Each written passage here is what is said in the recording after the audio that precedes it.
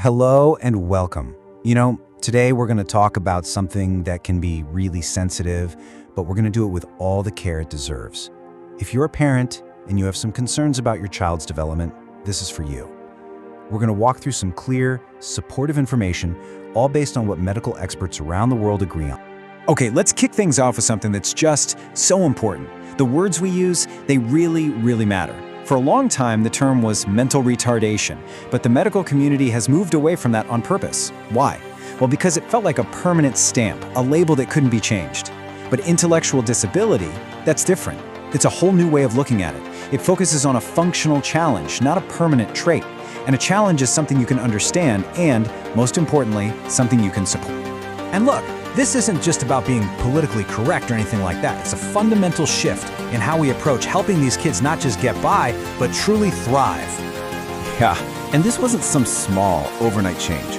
We're talking about a worldwide agreement here, with doctors and psychologists all on the same page. The whole goal is to stop focusing on the label and get right to the heart of what matters. What does this child, this unique individual, actually need to succeed? So, okay, with that new perspective in our heads, what exactly is an intellectual disability? Let's break down the official definition, nice and simple. Now, the key words to hang on to here are significant limitations. And notice it says in two specific areas. We're not talking about a child just being a little bit behind on one thing. It's about a consistent pattern of challenges that you see as they're growing up. So a diagnosis really looks at two completely different but related things. First, you've got intellectual functioning. Think of this as the thinking part, learning, reasoning, solving problems. Then you have adaptive behavior. This is more like the doing part of life. Everyday things like communicating, taking care of yourself, and social skills. And here's the kicker. For a diagnosis, a child has to have significant challenges in both of those areas. Now, I'm sure you've heard of IQ tests, right? And yeah, a score below 70 or 75 is usually part of the evaluation. But, and this is so important, an IQ score is just a number. It only measures one specific kind of intelligence. It tells you nothing about a child's creativity or their kindness or their resilience. That's why it's truly just one small piece of a much bigger puzzle. The focus is always on the whole child, not some number on a page. All right, so let's get practical. What are some of the signs that parents might notice in those very early years? This is usually where the first questions start to come up. We're going to break this down into two main stages. First, from birth to about 1 year old. And you might be surprised, but the signs here are often more physical.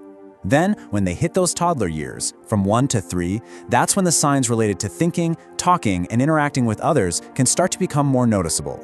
So for the little ones, for babies under a year, doctors are looking for big delays in those physical milestones we all watch for. Rolling over, sitting up, crawling. Another big one is something called hypotonia. It's a fancy word, but it just means low muscle tone. The baby might feel kind of floppy in your arms. And believe it or not, even having a really hard time sucking or swallowing can be an early clue. Okay, now let's fast forward to the toddler years. The focus kind of shifts. Big delays in speech can be a major red flag. We're talking about not using single words like mama by 15 months, or not being able to string 2 words together by their 2nd birthday. You might also see them having trouble remembering simple things like where you just put a toy. Or maybe they just don't have that classic toddler curiosity, that need to get into everything and explore.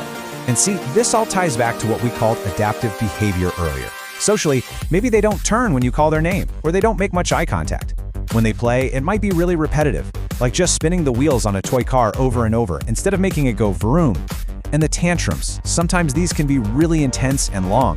It's often not about being naughty, it's pure frustration from not being able to tell you what they need or want. Of course, one of the very first questions any parent has is, why? Why did this happen? And understanding the possible causes is just so important because it helps take away that feeling of stigma or even blame.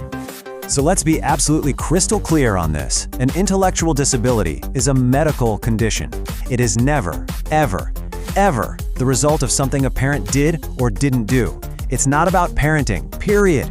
Understanding the science behind it lets everyone just breathe and move forward with compassion and a focus on what really matters, support. And the thing is, there's no single cause. It's not that simple. It can come from a bunch of different places. A big slice of the pie, about 30 to 50%, comes from genetic conditions. But it can also be from issues that happen during the pregnancy, complications during birth, or even things that happen after the baby is born. So yeah, while genetics are a big piece, they're definitely not the whole story. Just to give you some quick examples to make it real, a genetic cause would be something like Down syndrome. An issue during pregnancy could be a serious infection. A complication at birth might be a temporary lack of oxygen. And a post-birth factor could be something like a severe brain infection, like meningitis, or even severe malnutrition. Okay, so if you're listening to this and some of these signs are ringing a bell, what's next? What do you do? Let's walk through the exact steps that experts all over the world recommend. This is probably the most important question of all, right? It's stressful to have these concerns. I get it. But being proactive, taking action, that is the most powerful and loving thing you can possibly do for your child. The single biggest mistake anyone can make is to wait and see. You hear it all the time. Oh, they'll grow out of it.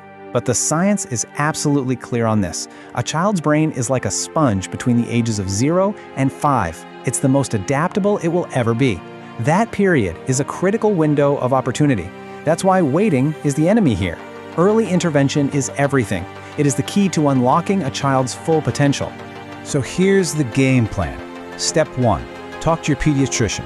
You got to rule out other physical things first, right? Like maybe a hearing problem is causing a speech delay. Simple. Step 2. Ask for a referral to a child psychologist for a formal evaluation. And step 3, as soon as you get recommendations, jump on them. Begin those early intervention services, things like speech therapy, occupational therapy, whatever suggested. Okay, let's wrap this all up. I want to end by reframing this whole conversation, moving away from a place of worry and into a place of empowerment, and most of all, potential. This quote right here, it just perfectly sums up the modern way of thinking. The conversation has completely shifted away from what can't they do. It's no longer a list of deficits. Now, the only question that matters is, what support does this child need to thrive? So if you take away one single thing from all this, let it be this. A child with an intellectual disability isn't broken. They are not less than. They are just a child on their own unique developmental journey. And our job isn't to fix them. Our job is to walk alongside them and give them the love and the specific support they need for their path. And so that really leaves us with a final thought. And it's a question for all of us, not just for parents. We live in a world that is so quick to label people. So how can we, all of us, train ourselves to look past a diagnosis and learn to always see the incredible potential in every single child first?